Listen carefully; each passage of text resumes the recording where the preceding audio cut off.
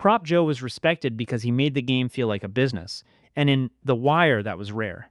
Most people in the Baltimore drug world wanted respect through fear. They wanted corners, they wanted bodies, they wanted their name moving through the street like a warning. Prop Joe wanted something quieter. He wanted stability. He wanted the package to arrive clean, the money to move smoothly, the police to stay confused, and the young hotheads to stop turning every problem into a war. That is what made him different. He was not respected because he was the scariest man in the room. He was respected because he was usually the smartest man in the room, and everyone around him knew that doing business with Joe was usually better than going against him. The first thing that makes Prop Joe stand out is that he understands the drug game as a system. Most crews think in terms of territory. This corner belongs to us. That tower belongs to them. This block is worth fighting over. Joe thinks one level above that. He understands supply. He understands distribution. He understands relationships. He understands that the street soldiers on the corners are only the visible layer of a much bigger machine. If the product is strong, if the connect is safe, if the supply chain is protected, then the money keeps coming. If the game turns into constant shootings, retaliation, police attention, and ego battles, then everyone loses money. That is why Joe has the kind of respect that Avon Barksdale and Marlo Stanfield do not have in the same way. Avon is respected because he is a real gangster. People know he has history, muscle, territory, and the willingness to go to war.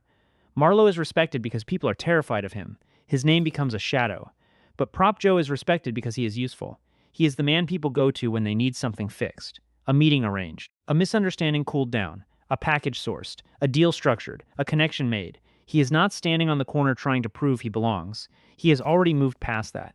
Joe's power is built on being necessary. That is a deeper kind of strength than simple intimidation. A terrifying man can be avoided. A reckless man can be targeted. A violent man can bring heat on himself. But a necessary man becomes part of everyone's survival plan. If you are making money through Joe, you do not want him gone. If you need his connect, you do not want to offend him. If you rely on his knowledge, you do not treat him like just another boss. He becomes infrastructure. He becomes the bridge between crews, suppliers, and street-level operations. This is why the New Day Co-op is such a perfect extension of who Joe is. The co-op is basically Joe's worldview turned into an organization. Instead of every crew bleeding each other over corners, Joe pushes the idea that everyone can make more money by cooperating. The crews can share a better product, reduce street violence, keep prices stable, and avoid attracting unnecessary police attention. It sounds almost civilized, but only because Joe understands that violence is expensive. Every shooting has a cost. Every body brings detectives. Every war interrupts money. Every emotional decision damages business. That is why Stringer Bell is drawn to him. Stringer wants the game to become more corporate, but Stringer often misunderstands the difference between theory and reality. He reads business books, takes classes, and tries to import boardroom logic into a street world that does not fully obey those rules. Joe, on the other hand, already understands the street version of business. He does not need to dress it up. He does not need to pretend he is outside the game. He knows exactly what he is. He just knows that even criminals need order if they want to keep earning. Joe's respect also comes from his patience. He rarely reacts like a man who needs to win every moment. That is important because the drug game is full of people who mistake patience for weakness. Joe does not. He knows patience is a weapon. He lets other people expose themselves. He lets them talk too much, threaten too fast, and move before they understand the board. Joe listens. He negotiates. He redirects. He waits for the right angle. He survives because he does not treat every insult like a crisis. That patience makes him feel older than almost everyone around him, not only in age, but in temperament. Joe has the energy of someone who has watched multiple versions of the same street story repeat. He has seen young men rise fast and disappear faster. He has seen crews fight over blocks that will not belong to them forever. He has seen bosses confuse fear with loyalty. By the time we meet him properly, Joe has already learned that the street does not reward emotional pride for very long. It rewards people who can keep the machine moving. There is also something almost old world about him. Joe is a hustler, but he is also a merchant. He negotiates like a shopkeeper and schemes like a politician. Even his nickname tells you how people see him. Proposition Joe is always offering a proposition. There is always a deal, always an angle, always a practical solution that benefits him while making the other person feel like they are also winning. He does not need every deal to look like domination. He only needs the final result to move in his direction. That is a huge part of his respect. Joe knows how to let other men keep their pride. This is one of his most important skills. In the game, pride is dangerous because every boss needs to feel like he is not being played. Joe understands this better than almost anyone. He can guide people without making them feel handled. He can suggest a deal without making it feel like surrender. He can manipulate a situation while keeping his voice calm and his manner almost friendly. He does not always win by pushing. Sometimes he wins by making the other man think the obvious choice was his own idea.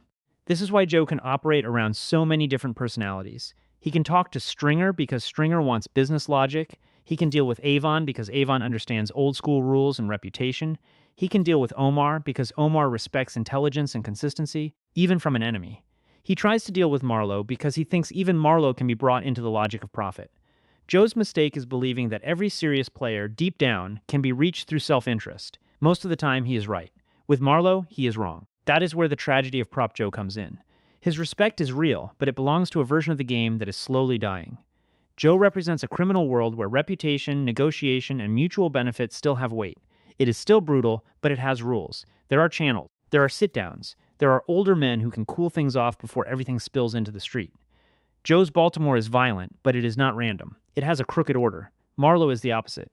Marlowe does not want to be part of a system. He wants the system to bend around him. He does not join the co-op because he believes in cooperation.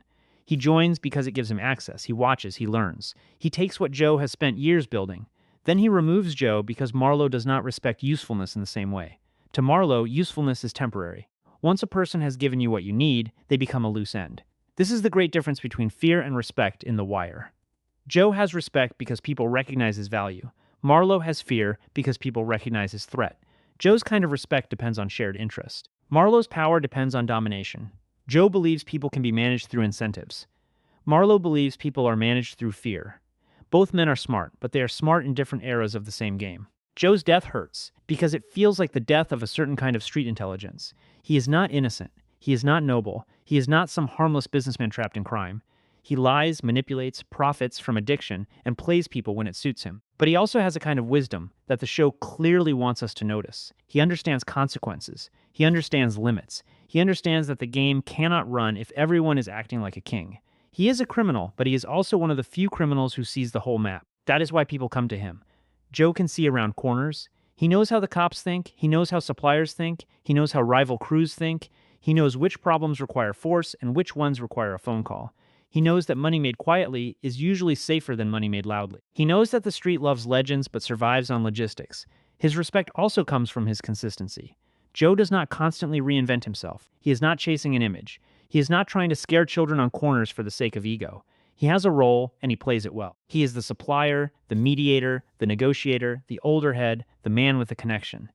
In a world where many people are pretending to be bigger than they are, Joe is exactly what he appears to be. A man who knows how to make money and keep breathing. But the show does not let that be enough. Because The Wire is not interested in rewarding competence. It is interested in showing how systems replace people, even useful people. Joe is respected, but respect is not armor. His flaw is that he overestimates the power of reason in a game that still runs on violence. He thinks Marlowe can be educated. He thinks Marlowe can be absorbed into the co-op. He thinks giving Marlowe access to better business will make him more predictable. What Joe misses is that Marlowe is not trying to become a better businessman. He is trying to become untouchable. That is the sad irony. Joe teaches Marlowe because Joe believes knowledge creates stability. But with Marlowe, knowledge becomes a weapon against the teacher. Joe opens the door to the supplier. He shows Marlowe the structure. He treats him like a dangerous young man who can still be guided toward profit. But Marlowe is studying him the whole time. He is not learning Joe's philosophy. He is learning how to replace him. So when people ask why Prop Joe was so respected, the answer is not simply that he was smart. Plenty of people in The Wire are smart. Stringer is smart, Marlowe is smart, Avon is smart in his own arena, Lester is smart, Omar is smart. Joe is respected because his intelligence has social value. He knows how to make other people money. He knows how to reduce risk. He knows how to keep enemies talking before they start shooting. He knows how to turn chaos into a deal. That kind of respect is powerful, but it is also fragile. It only works when the people around you still believe in the benefits of order. Joe's world depends on men wanting money more than legend. It depends on them wanting survival more than reputation. It depends on them understanding that the game is bigger than any one name. Once Marlowe enters the center of the story, that logic starts to collapse. Marlowe does not want to be respected as useful. He wants to be feared as permanent. Prop Joe is respected because he represents the part of the game that actually understands itself. He is not romantic about it. He is not pretending the corners are about honor. He knows the game is money, supply, risk, leverage, and timing. He knows violence is sometimes part of it, but he also knows violence is bad business when it becomes the first answer to every problem. He is respected because he can feed the machine without setting the whole city on fire, and that is exactly why his fall feels so important. Joe proves that wisdom can take a man far in the game, but it cannot save him from someone who sees wisdom as weakness. He built respect through patience, value, and connection. Marlowe built power through fear, silence, and removal. For a while, Joe's way looks more sustainable. It looks calmer. It looks smarter. But The Wire is brutal because it shows that smarter does not always mean safer. Prop Joe was respected because he made everyone around him richer, calmer, and more organized. He was the man who could turn enemies into partners, problems into deals, and street chaos into something that almost looked like a business. But he was also living in a world where the rules were changing. The old game still respected him. The new game studied him, used him, and then moved past him. That is the real tragedy of Prop Joe. He was one of the few men who truly understood the game, and he still lost to someone who only cared about owning it.